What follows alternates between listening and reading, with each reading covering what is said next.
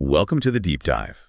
We dig into the details so you get the core knowledge fast. Ever wake up feeling pretty good, ready to go, but then bam, that mid-afternoon exhaustion hits you like a ton of bricks.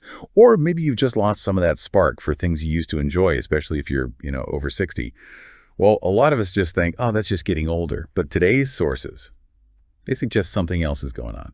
We're talking about hidden energy thieves, possibly lurking right there in your kitchen, in foods you might even think are healthy. That's right.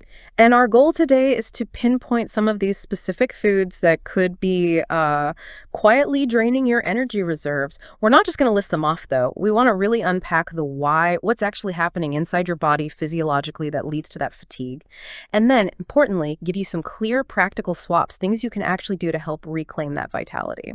Yeah, and we've got a great story to kind of illustrate all this. Margaret from Portland. She's 67, a retired teacher, super vibrant.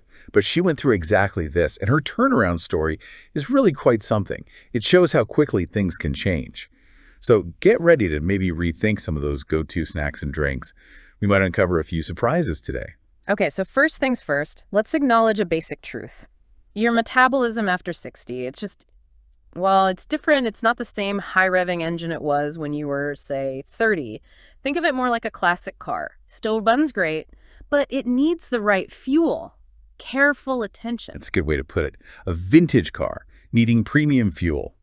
But instead, we often flood it with, what our sources are calling metabolic challenges, often disguised as nutritious choices. Exactly. Which brings us to culprit number one, and this one might genuinely surprise people. It's that seemingly harmless glass of orange juice. Orange juice, really? Yeah. I mean, that's like the classic healthy breakfast staple, isn't it? Vitamin C and all that. It is, and it does have vitamins. But here's the thing. One standard cup. It packs about 24 grams of sugar. That's nearly 6 teaspoons of pure sugar hitting your system all at once. 6 teaspoons. Wow. And it's not just the amount, it's how it hits, especially in a more mature metabolism. You see, younger bodies might handle that surge okay, but after 60, our cells can become a bit less responsive to insulin. Plus, a lot of that sugar is fructose, which goes straight to the liver, and when it gets hit with that much, that fast, especially first thing in the morning on an empty stomach. Okay, so it's like overwhelming the system right out of the gate. No fiber to slow it down, nothing else in the stomach. Precisely. Your liver gets overloaded, starts converting some of that excess fructose into fat. Your pancreas has to pump out insulin like crazy to deal with the glucose part.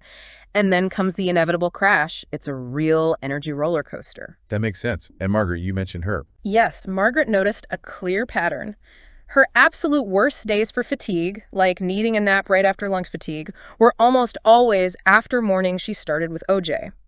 Her fix was simple, but really effective. She switched to eating a whole orange instead. Just the actual fruit. Yep, a whole orange, maybe with a few almonds on the side. The fiber in the orange completely changes how that sugar is absorbed, much slower, much gentler. And the almonds add healthy fats and protein. She said within a week, her energy was steadier, her focus was sharper. Huge difference. Okay, that's a really clear example. So whole fruit over juice. Got it. What's next on the list of energy thieves? Right, number 2. Breakfast cereals. Specifically, many of those marketed towards seniors or older adults, the ones they often have big claims on the box, heart healthy, good source of fiber, whole grains. Oh yeah, I know exactly the ones you mean. They look so sensible, almost. Yeah. Medicinal sometimes. Right. But if you actually flip the box over and look closely at that nutrition label, it's often a very different story. They can be loaded with added sugar. We're talking anywhere from, say, 12 to sometimes even 20 grams per serving. 20 grams. In a healthy cereal. It happens. And on top of the sugar, you often have highly refined carbohydrates. Even if the first ingredient is whole grain, the processing can strip away a lot of the benefit. Your body basically treats those refined carbs almost like pure sugar anyway. Same rapid spike, same crash. So even the ones that sound healthy, like maybe bran flakes or something with fiber in the name. You still have to check. Sometimes they sneak in high fructose corn syrup or other sweeteners with different names. Cane syrup, malt syrup, dextrose. It all adds up. It's not just if there's sugar, it's how much and what else is in there. It sounds like they're designed for like a quick flash of energy, not sustained fuel. That's a perfect analogy one source used. It's like throwing newspaper on a fire. You get a big, bright flare up for a moment, right? But then, poof, it burns out fast, leaves you with cold ashes, and you're often hungrier and more tired than before.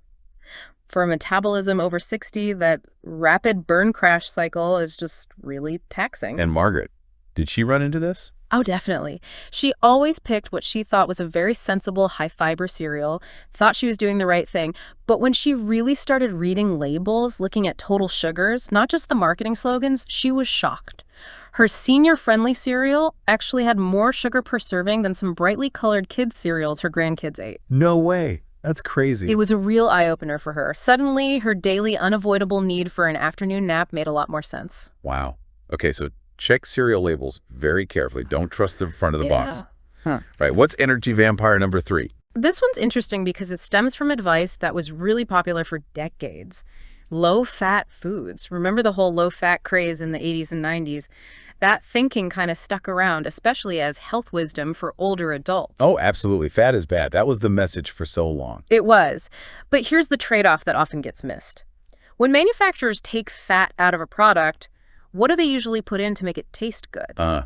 Sugar. Or maybe refined flour. Exactly. Sugar, refined carbs, salt, artificial additives.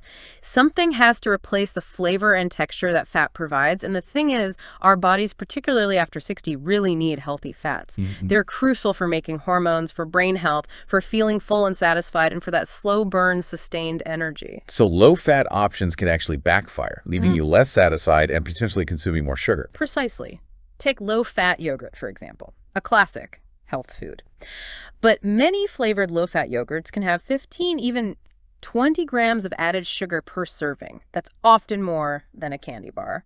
And without the natural fat to slow down that sugar absorption and provide satiety, it's basically just a sugary snack that doesn't truly fuel you. Right. It doesn't stick with you. Not at all. Margaret had a big breakthrough here, too. She used to eat low-fat vanilla yogurt, often with granola, which can also be very high in sugar. She switched to full-fat, plain Greek yogurt, much higher in protein and healthy fats. She'd add her own berries for a bit of natural sweetness, maybe some nuts or seeds for texture, and more healthy fat. And the difference? Huge, she said. She felt full for hours. No more desperate mid-morning cravings. Her energy was just stable. It was a game changer for her afternoons. Okay, full-fat dairy, especially plain yogurt, seems like a better bet. Makes sense. Are there others? Yes, number 4 might also be hiding in plain sight. Sports drinks and those so-called enhanced waters. They've been marketed for ages as healthy hydration, right? Replenishing electrolytes. Totally. You see them everywhere. Gyms, grocery stores, often with pictures of active older people on the label now, too. Exactly. But peel back the marketing, and what are you often getting? A hefty dose of high-fructose corn syrup, artificial colors, maybe artificial sweeteners, and often quite a bit of sodium. Now, think about our bodies after 60. Our kidneys might not be working quite as efficiently as they used to. Processing all those artificial additives and extra sodium puts a strain on them. Okay, that makes sense. Kidneys have to work harder. And the liver has to deal with that slug of high-fructose corn syrup, which, as we discussed with juice, isn't ideal. So instead of replenishing you, these drinks can actually tax your system. They can deplete your true energy reserves over time. So the marketing is really aimed at, what, young athletes who burn through sugar like crazy? Pretty much. They're formulated for bodies that can handle that intense sugar load and processing demands much more easily. Not necessarily for a mature biological system that benefits more from gentle, steady fuel. That's a really important distinction. Did Margaret use these? She did. She used to grab an enhanced water in the afternoon thinking it would give her a pick-me-up, but she described it as this sort of jittery, artificial energy, quickly followed by an even worse crash later on. Her swap. Simple again. Plain water. Sometimes she'd infuse it with cucumber or lemon slices, maybe add a tiny pinch of good quality sea salt if she'd been active. Just plain water, maybe jazzed up a bit. Exactly. And she found it provided much more stable, sustained hydration and energy. No jitters, no crash, just felt better. Okay, so we've identified juice, sugary cereals, low-fat traps, and sports drinks. Let's maybe zoom out a bit. How do these foods collectively stress our system, especially after 60? What's the deeper mechanism? Great question. It really comes down to a few key things happening physiologically. First is that sugar spike and insulin surge cycle we touched on. When you eat these high-sugar, high-refined carb foods, your blood sugar shoots up fast. Your pancreas then releases insulin to push that sugar into your cells for energy. But as we age, cells can become less sensitive to insulin that's insulin resistant. So the pancreas has to work harder, pump out more insulin to get the same job done. Right, it's like the cells aren't listening as well, so the pancreas has to shout louder. That's a good way to think about it. And this constant cycle, spike, surge, crash, repeat is incredibly stressful for your metabolism. It's like making your body run metabolic sprints all day long instead of a steady endurance pace. This leads to chronic fatigue, but also promotes inflammation. It also reduces your metabolic flexibility, your body's ability to efficiently switch between burning carbs and burning fat for fuel. And it can increase things called AG advanced glycation end products, which basically accelerate aging at a cellular level. Wow. Okay, so it's not just about feeling tired, it's causing deeper metabolic stress. Yeah. What else? Well, that blood sugar chaos also messes with your adrenal glands, your stress response system. Your adrenals are already working hard as you age to balance various hormones. When they get caught up in these constant blood sugar ups and downs, they can start pumping out stress hormones like cortisol at the wrong times. Leading to that tired but wired feeling. Yeah, Exhausted, but you can't actually relax or sleep well. exactly. It disrupts your natural cortisol rhythm, making it harder to wind down at night and harder to feel truly rested in the morning. It's a vicious cycle that just drains your resilience. And inflammation, you mentioned that briefly. Yes, that's a huge, often hidden energy drain. The type of chronic low-grade inflammation triggered by processed foods, sugars, refined carbs. It creates problems everywhere. It can affect your joints, sure, but also your brain function, your mood, your cardiovascular system. Even if you don't feel inflamed, like with obvious pain, it's silently making every single process in your body less efficient, consuming energy resources. So Margaret's feeling of living in a fog, that could have been linked to all of this.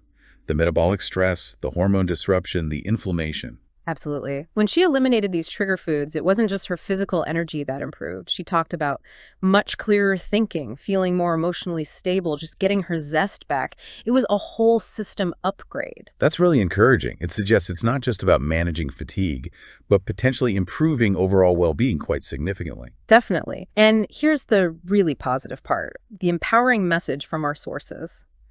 Your body, even after 60, 70, 80, is remarkably resilient. It responds incredibly well to positive changes. You can see significant improvements in energy, focus, mood, often within just days or weeks of making better fuel choices. So it's not about dieting or deprivation, it's more about understanding what your body needs now. Precisely. Your nutritional needs evolve. What worked fine at 40 might actually hinder you at 65. This is about making smart, often delicious, swaps that honor where your body is today. It's about giving it the building blocks it needs to thrive. Okay, let's recap some of those practical swaps then. They sounded pretty doable. They really are. So instead of orange juice, maybe have a whole orange or some berries with a small handful of nuts like almonds or walnuts. You get vitamins, fiber, healthy fats, a balanced package. Right, slows down the sugar, adds staying power. Exactly. Instead of that sugary cereal, how about steel-cut oats? They take a bit longer to cook, but the payoff in sustained energy is huge.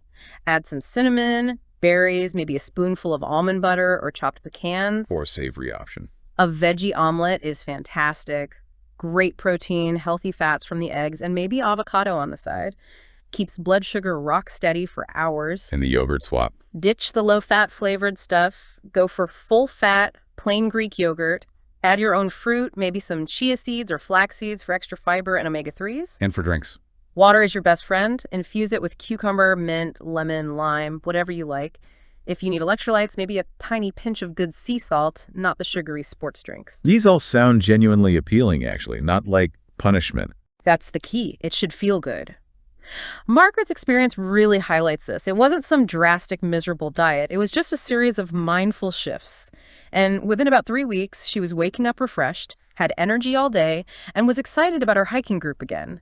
Things she thought were just gone forever. It's almost like there's a secret the food industry doesn't really want us to focus on. Which is? That our bodies, after 60, actually thrive on simple, real, whole foods.